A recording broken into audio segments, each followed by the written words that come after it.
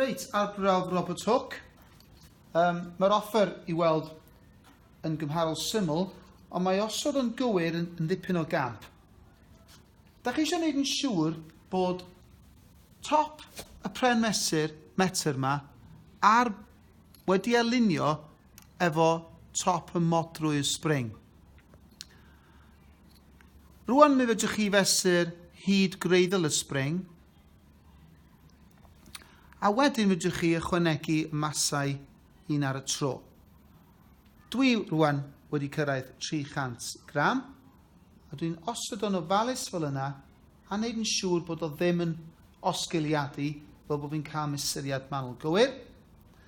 A dwi'n cofio mod ni'n edrych ar waelod y modrwy bob tro, ac yn defnyddio'r pren mesur 30 cm yma I alunio efo'r graddfa ar y pren mesur metr.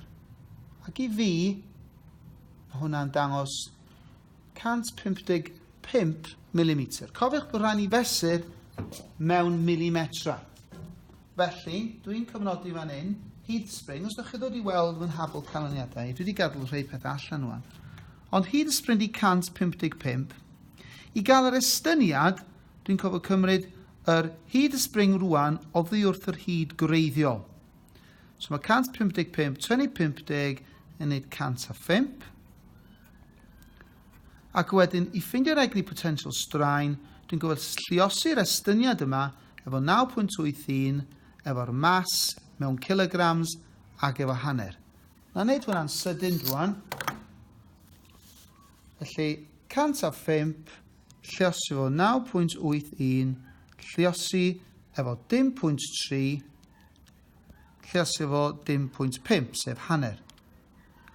Na mae hwnna'n yn aml iawn yn rhoi rhif cymleth iawn. Dwi jyst yn mynd I roi 3 ffigur ystyrlon, a mae hwnna I mi I wneud 155 fel mae'n digwydd bod. Mae hwnna'n rhoi mesuriad I fi o millijoules. Nawr, I orffen, mae lot o'r arbrof yma I wneud efo pa mor fanwl gywir ydych mesuriadau chi. Da ni'n disgwyl gweld graff sydd yn gromlin. Dwi'n gwneud hwnna yn y rhagwynegiad. Ond, y cwestiwn ydy pa mor ofalus da chi'n mesur. Ydych mesuriadau chi dros bob man, ac felly ddim yn fanwl gywir, neu ydyn nhw'n diweddu yn daclus iawn at y llinell ffetorau yma. Dwi wedi wneud o'n gynharach ges I ganlyniadau, ond ni'n hapus efo. Okay?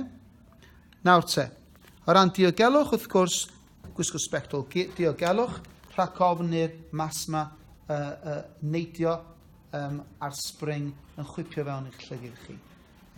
A rhowch y mas yma'n ofalus ar y spring bob tro gan ar y deg.